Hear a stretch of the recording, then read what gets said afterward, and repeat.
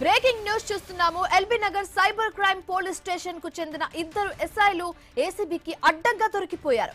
₹1,00,000 లంచం తీసుకుంటూ ఉండగా ఏసీబీ అధికారులు రెడ్ హ్యాండెడ్ గా పట్టుకున్నారు. ఓ కేసులో నిందితుడికి 41 నోటీసులు ఇచ్చేందుకు ఎస్ఐలు లంచం డిమాండ్ చేశారు. ఫిర్యాదుదారు నుంచి లంచం తీసుకుంటూ ఉండగా బాబు నాయక్, ప్రమోద్ ను ఏసీబీ అధికారులు అదుపులోకి తీసుకున్నారు. ఎల్బీ నగర్ సైబర్ పిఎస్ లో సోదాలు చేసి కీలక ఆధారాలను స్వాధీనం చేసుకున్నారు.